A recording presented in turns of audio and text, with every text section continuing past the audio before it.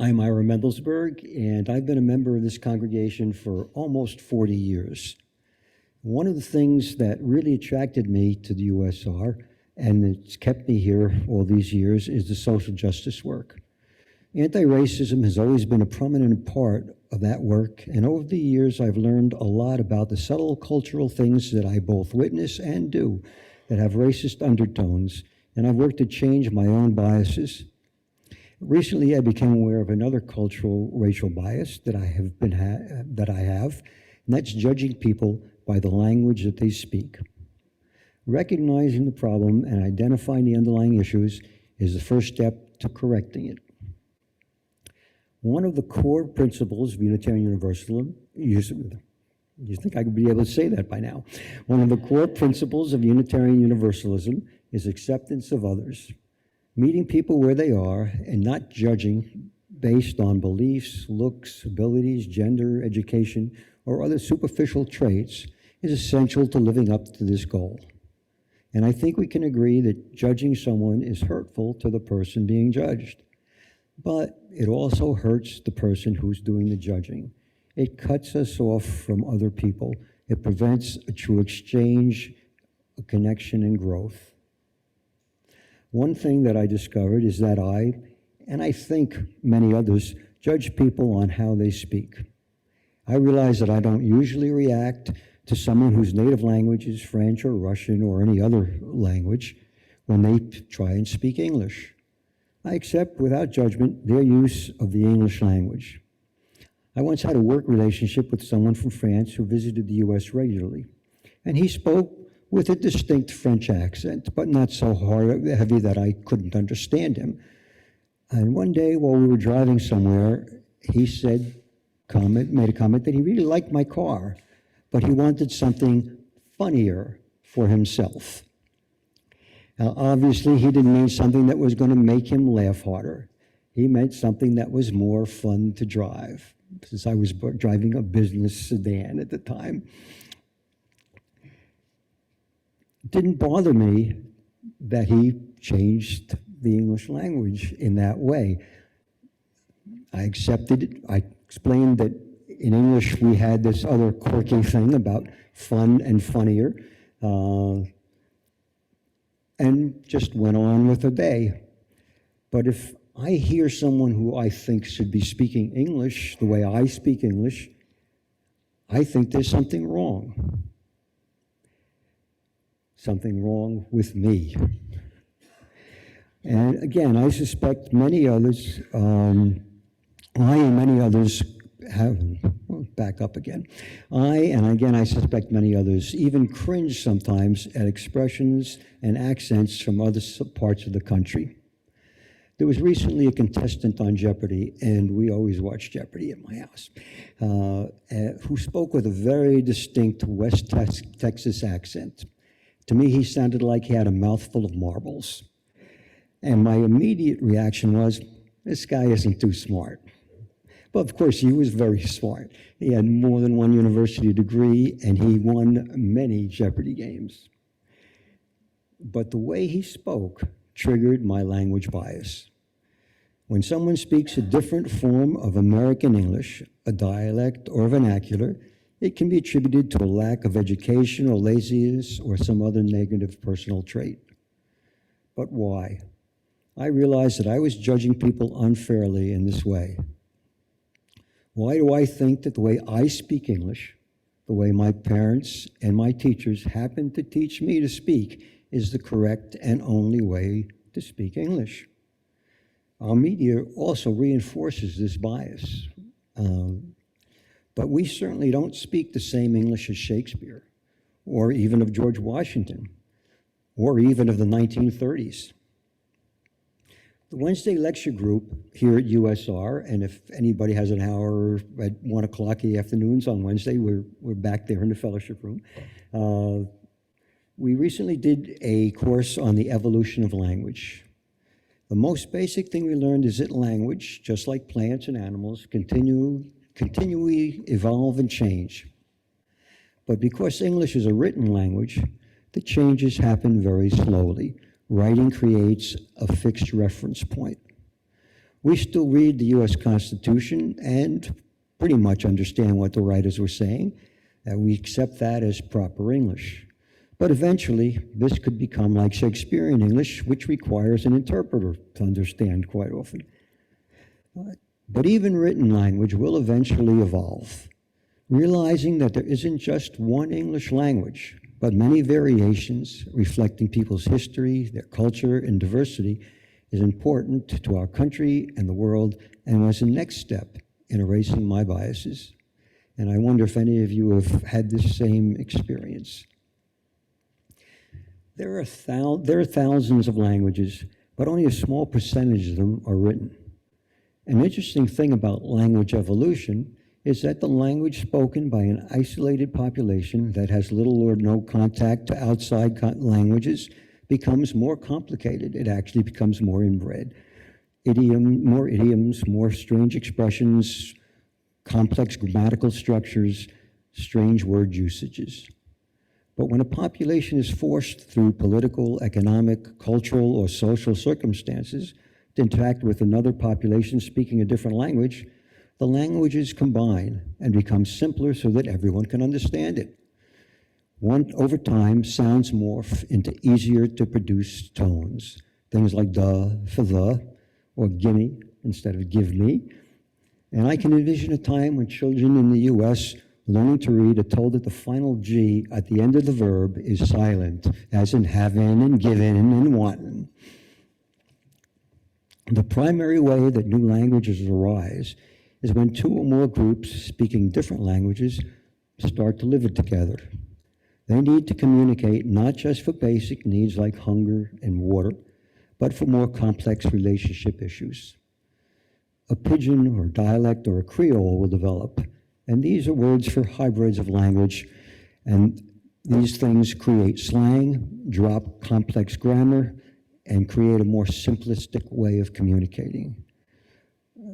Over time, with continued use, Creoles can evolve into a completely new language.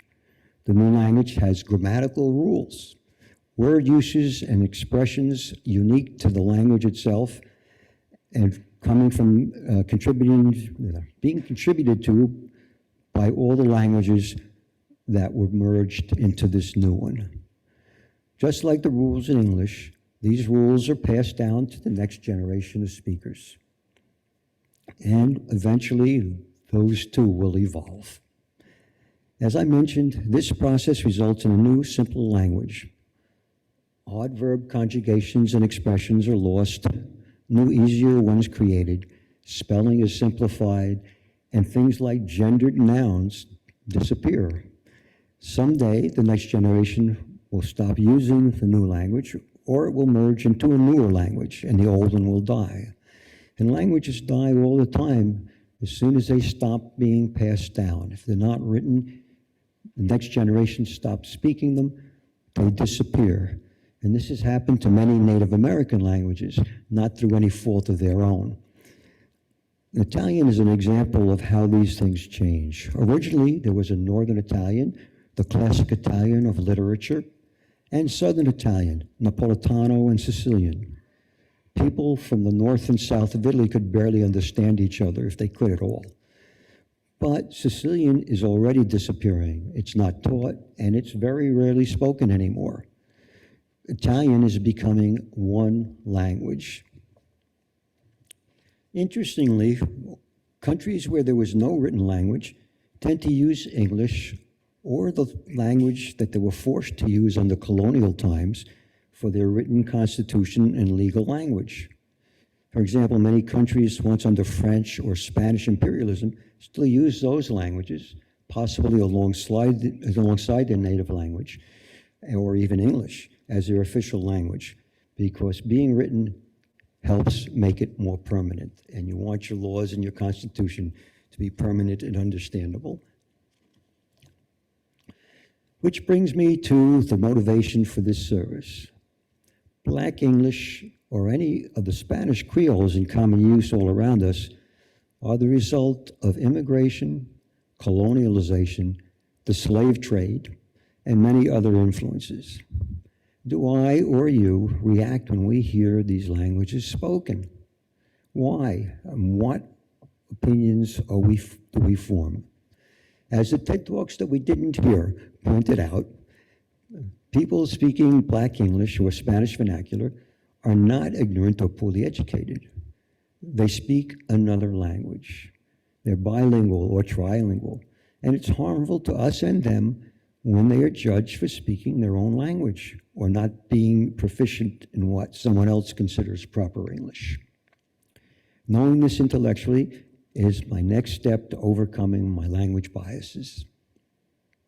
Black English evolved when Africans speaking many different languages were forcibly brought to this country and enslaved, and by necessity had to communicate not only with their English-speaking enslavers, but also with their fellow enslaved people who often spoke different African languages.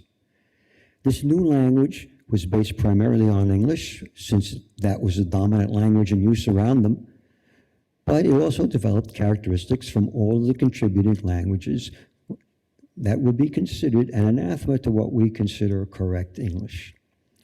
But Black English has different word usages, verb placements, and conjugations, and its own rules of grammar.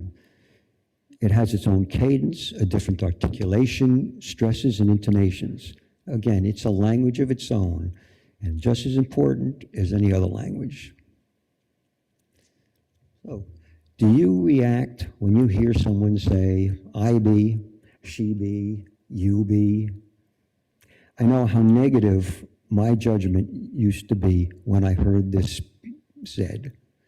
But in many established languages, that's the correct way to conjugate the verb to be, just not in English. We have to be more complicated. And I be, you be, she be is certainly simpler to learn and use than our standard forms. Black English has a specific meaning for those uses, and it connotes a continuing activity, not something that's specifically happening at that moment.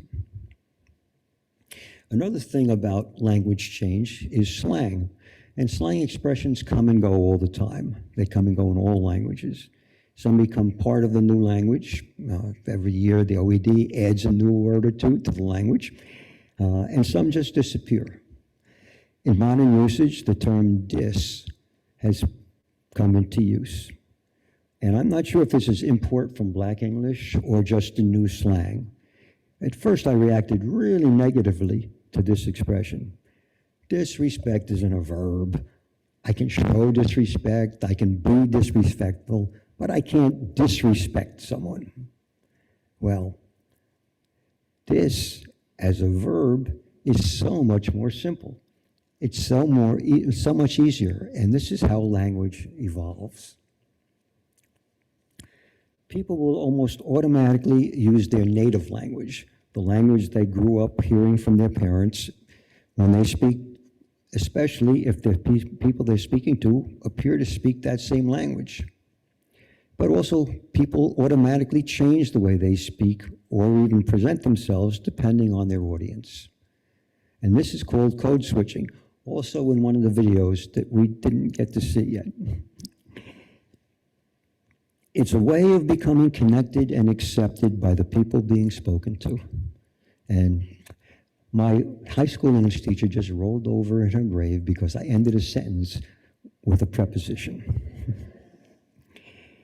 We hear Black English when people who grew up with that language encounter each other, or when they speak to us without remembering that we're ignorant of their language. Of course, Black English is also evolving. It is now referred to by linguists as African American Vernacular English, AAVE. And again, as we heard or didn't hear in our TED Talk, the newer generation is being corrected for not strictly adhering to the older rules. And things get even more complicated when we consider the many Spanish vernaculars in use. Even native Spanish speakers cannot always understand each other when they come from different Spanish-speaking languages. Eventually, Black English, Spanish vernaculars, and what we call Standard English will merge. And this process has already started, and a new set of rules will eventually evolve into a new language. Hopefully, we will all speak the same language, whatever we end up calling it. In Singapore, English merged with Malay, Tamil, Hokkien, and other Asian languages to produce a Creole officially called Singlish, which is difficult for non-local English speakers to understand. BBC now offers their online news in West African Pidgin English, WAPE, spoken by over 100 million people and expected to be spoken by more than 500,000 people in the very near future. It has an English scaffolding merged with many African languages and is considered to be a separate tonal language of its own. I'm learning to hear these other forms of English for what they are, a celebration of diversity and natural evolution for the better, not a misuse of the English I was taught. These evolving languages enable greater understanding and growth. They're a celebration of our diversity. I hope everyone can evolve and appreciate the abilities and advantages of others and see past the languages that they speak and not judge. Someday, we will all speak a new English, whatever that might be, and maybe we won't call it English at all. And I think it would certainly make for a better, more just, and smoother running society, until someone finds some other way to judge someone and feel superior to them.